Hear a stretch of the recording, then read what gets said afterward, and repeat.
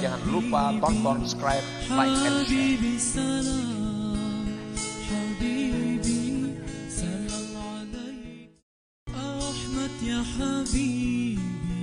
Jangan lupa tonton, subscribe, like, and share.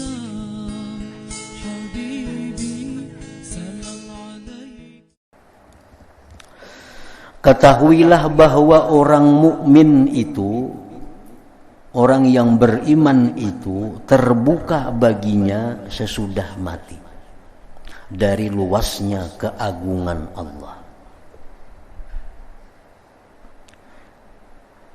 Sesuatu yang dunia dibandingkan dengannya adalah seperti penjara dan tempat yang sempit.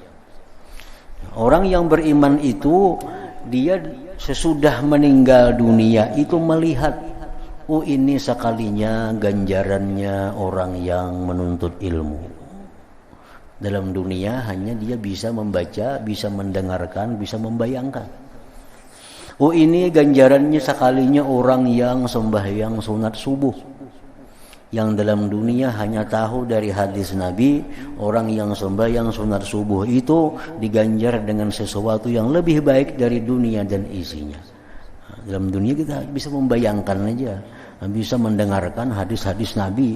Nah sesudah kita mati terbuka, oh ini sekalinya ganjarannya.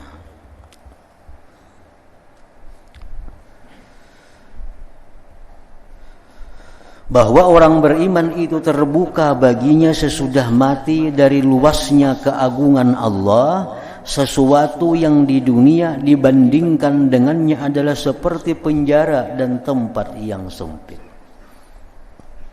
Dan perumpamaan orang mukmin adalah seperti orang yang dipenjarakan dalam rumah yang gelap, yang dibuka baginya pintu ke kebun yang luas sisi-sisinya, yang pandangannya tidak sampai yang paling jauh dari kebun itu.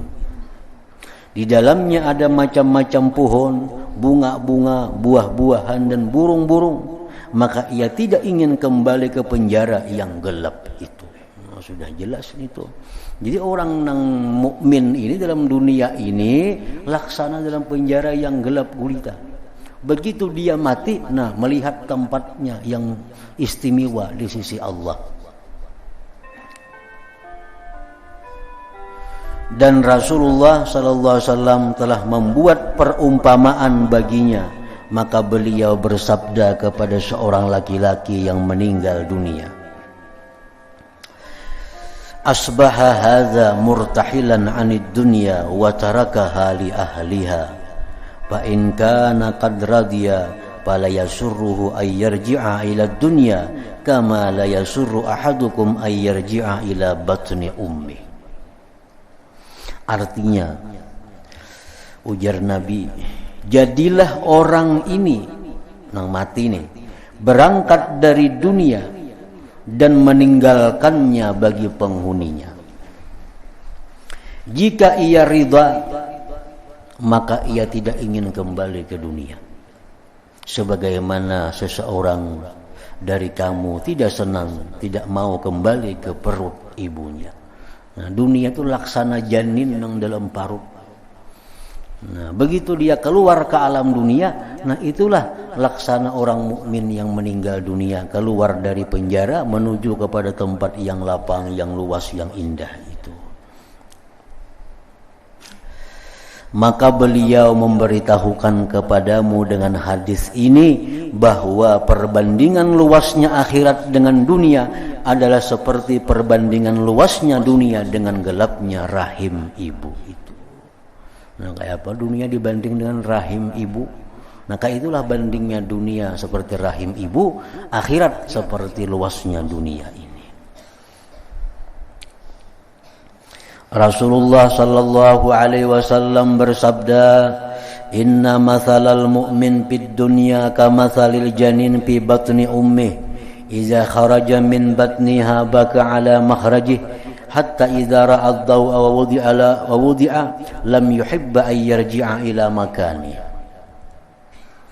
Artinya sesungguhnya perumpamaan orang mukmin di dunia adalah seperti perumpamaan janin dalam perut ibunya. Apabila ia keluar dari perut ibunya, maka ia menangis atas keluarnya. Waktu keluar itu menangis bang dulu, bakal karasan keluarnya, menangis inya. Sehingga apabila ia melihat cahaya dan diletakkan, maka ia tidak suka kembali ke tempatnya. Nah, sama orang beriman itu mati sakit, dia menangis. Begitu sudah melihat apa yang disediakan Allah kepadanya, kada ingin lagi kembali kepada kehidupan dunia ini. Nah, begitu pula seorang mukmin itu ia bersedih karena kematian.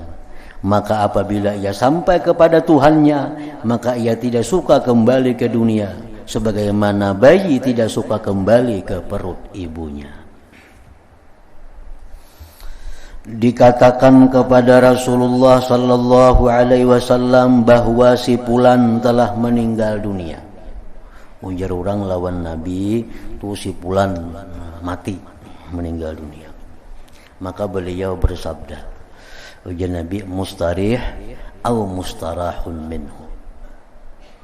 Mustarih atau mustarahun minhu. Artinya ia beristirahat. Orang mati itu Nabi ia beristirahat. Atau orang-orang lain diistirahatkan daripadanya. Antara dua aja. Orang mati itu antara dua. Bila kada inya nang istirahat, atau orang lain yang istirahat. Beliau sallallahu alaihi wasallam memberi isyarat dengan mustarih, ia beristirahat kepada orang mukmin. Orang mukmin itu kalau inya mati, inya istirahat. Istirahat apa? Istirahat daripada menghadapi godaan, cobaan, kesempitan, kesusahan dalam dunia. Dia sudah pindah ke alam lain dengan yang lebih baik, lebih indah, lebih nikmat. Jadi orang mukmin itu bila mati mustarih, dia istirahat. Dan dimaksud Nabi dengan mustarah minhu, diistirahatkan kepada orang yang zalim. Nah, orang zalim itu kalau inya mati nang hidup ni istirahat, inya nang ampih istirahat. Kan orang ini suka berbuat keunaran, suka berbuat kezaliman, suka menyakiti orang. Inya mati, nah orang istirahat, lapang. Inya nang sibuk pulang mbah mati itu. Jadi orang mati itu antara dua, bila kada inya nang istirahat atau nang ditinggal istirahat. Kalau orangnya mukmin, orangnya baik, mati inya istirahat. Kalau orangnya zalim, nah inya mati nang tinggal nang istirahat, nang lapang artinya. Abu Umar sahibus Suqya berkata, ini Umar meliwati kami, sedangkan kami adalah anak kecil.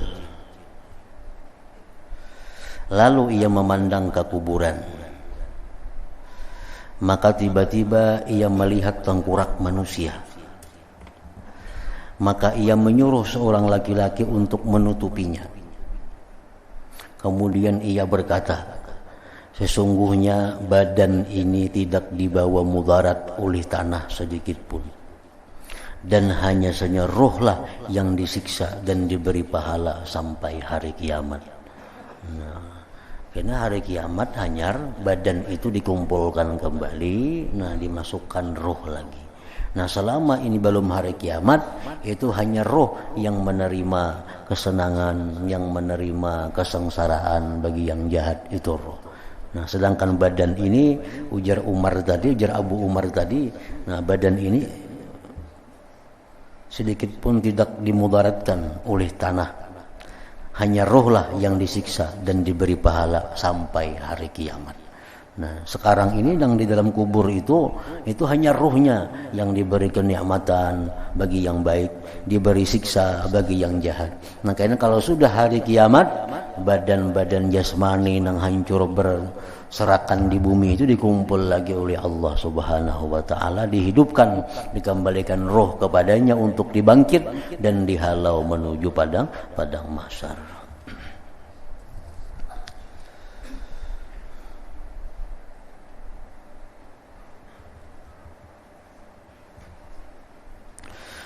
Dari Ammar bin Dinar ia berkata, tidaklah seorang mayit yang meninggal dunia melainkan ia tahu apa yang terjadi pada keluarganya sepeninggalnya.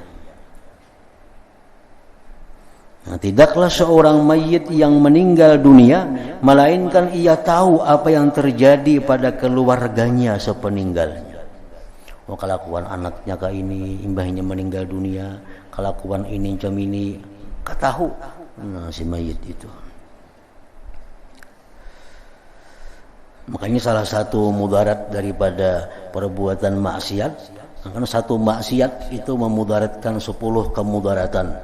Di antaranya adalah orang yang melakukan maksiat itu membuat sedih, membuat kada nyaman orang yang sudah mati di antara orang tuanya. Ajar Nabi, la tu'zu mautakum, jangan kau sakiti orang-orang yang sudah mati dari orang tua kamu itu dengan melakukan kemaksiatan. Nah, kita maksiat sidin tahu, sudah mati abah mama kita dikubur tahu, anak sidin melakukan ini melakukan itu, berarti membuat sedih mereka yang dalam kubur itu.